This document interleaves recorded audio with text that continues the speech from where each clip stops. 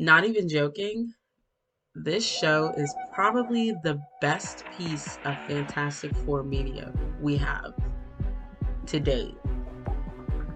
That's not a guilty pleasure. Let's get to the video.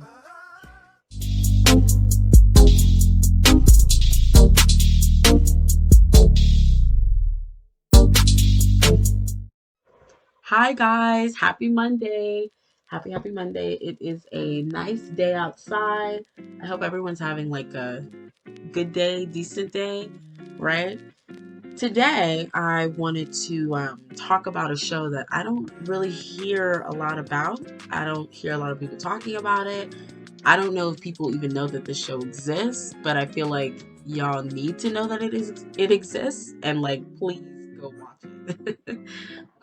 It's just one of those shows that really gives a great representation for its characters and its stories. And what am I talking about? I am talking about the Fantastic Four show known as Fantastic Four, the World's Greatest Heroes. And we're in a time where like there's this weird erasure of the Fantastic Four from the comics, them and the X-Men. It's so bizarre. I don't know what that's about. But I figured it would be nice to really touch on something that I felt gave a great representation to the Fantastic Four compared to any of the movies that we got about the Fantastic Four. Because, oh my God, I enjoyed the first two just for the cringe of it all and the guilty pleasure of it all. I really enjoyed the first two with Chris Evans and Jessica Alba. We don't talk about Fan Four Stick. We're not going to talk about that movie.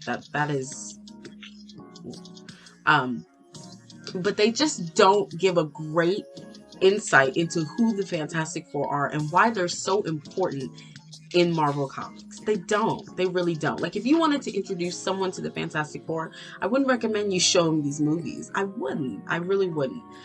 Um, because the Fantastic Four, is Marvel's first family. They're huge. They're so huge. They're so important, and a lot of people don't know that. I really think that this show helps to display everything there is to love about the Fantastic Four. One of the things I love about the show is that it doesn't start with their origin story. That is like my favorite aspect of the show. It does not start at their origin story. There is no episode like really like focused too deeply on it. It's just you get the intro, you get their origin story in the intro. You get it in the theme song, under 30 seconds, and it's done, which I appreciate so much because one thing that all the movies have in common is they all start with them as scientists and then they go into space and then things go wrong and then they're Fantastic Four. Like, we don't need to see that every single time. Who cares? Let's start off with them being the Fantastic Four, right? And I like that this show, we jump right into it. They're already deep in as the Fantastic Four. And I like how their heroics are recognized on a global scale. World's greatest heroes. They really are, right? And I appreciate that they hold a relationship to the public. We don't see that a lot with superhero teams. I'm not talking about individual superheroes. Teams. We don't see that a lot. The last I can remember, of course, the Avengers, right? But even before then, X-Men, like, eh. But otherwise, we don't see that a lot. And it's nice that we get to get a little bit of insight on how the public feels about the Fantastic Four and how it fluctuates over the course of the season. Like, literally in the first episode, they were going to a children's fundraiser to like accept an award. It's just little things like that are so great to me. Another thing that I like is the show actually, I know, shocker, shocker, shocker, they actually use the source material. Ah, we get more than just Doctor Doom.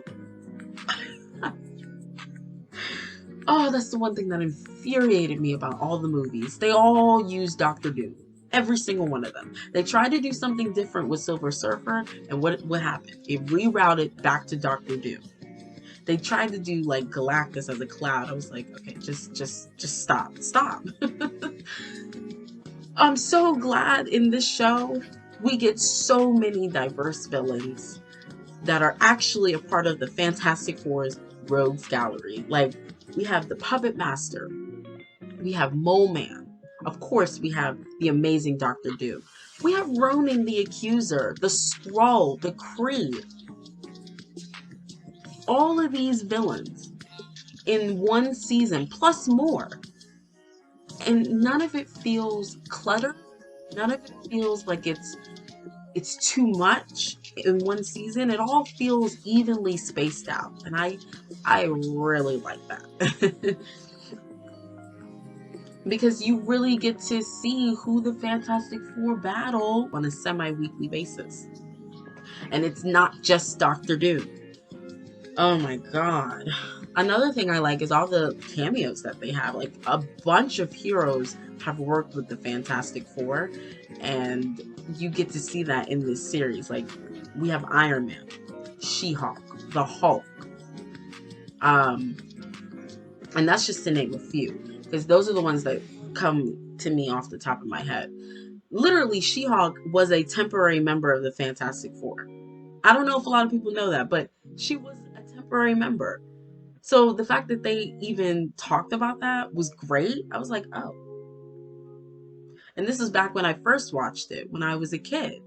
And now that I've rewatched it when I'm older, I can really appreciate how much the show gives light to these villains and these other heroes who have worked with the Fantastic Four, and they respect them and whatnot. Let's talk about the characters, right? Because I think that's like part of the show's greatest strength is the characters and their relationships to one another. Throughout the show, it really feels like they're a family. It does. It feels like they're a family living together, and you've got the siblings who don't know how to act with Ben and Johnny. You've got the mother and father of the team, of course, Reed and Sue Richards, you know? And I really like that dynamic, because in the movies, they don't focus on that a lot. Like, it never really feels like they're a family, at least to me. It never felt like they were really a family. It always felt forced. It just felt like four strangers who happened to come together. The only believable relationship were Johnny and Sue in the first two movies. We don't talk about the other one, right? Here, it really feels like they're a family living together and fighting crime and dealing with one another, and it's great, right? Johnny, he is the same, right, as you've probably seen him in the movies and the comic books. He's arrogant, he is boastful, reckless as hell. And a lot of that comes into play in the show. Like, some of what happens is because of Johnny's recklessness. And the show makes it a point to not really sort of paint him out as this inherent bad guy who's just completely reckless and doesn't think about others around him. And while he has some of those moments, Johnny really has a good heart, and you get to see that in little moments where he defends his sister, he defends the Fantastic Four. Like, it's great. Ben, I really like what they did with Ben, to a fault, because I think his internal struggle with his outward appearance and how he moves in day-to-day life, I feel like part of that is treated as a joke in this show. Sometimes it's like used as a comedic effect, which I can appreciate to a degree, because it's like, from what I've seen, it's so serious when he's having this internal struggle. There's never any sort of levity. So on that note, I can appreciate how they decided to have Ben in this series, but you still get him wanting to lead a normal life and him not thinking it's possible because of his outward appearance. And I love the relationship between him and Alicia. I love how they introduce Alicia into the show. I think her dad is the puppet master, right? So does she, and I think she at one point was like a mole or something, or no, she wasn't a mole. She was a scroll at one point, right? Like a scroll took the appearance of Alicia and like infiltrated the Fantastic Four. It was crazy. It was crazy.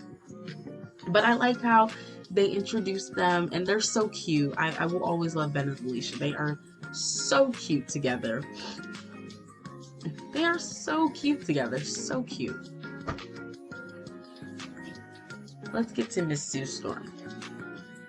I enjoy her in the series. I think she can be a little annoying, but for the most part, she's nothing terrible, right?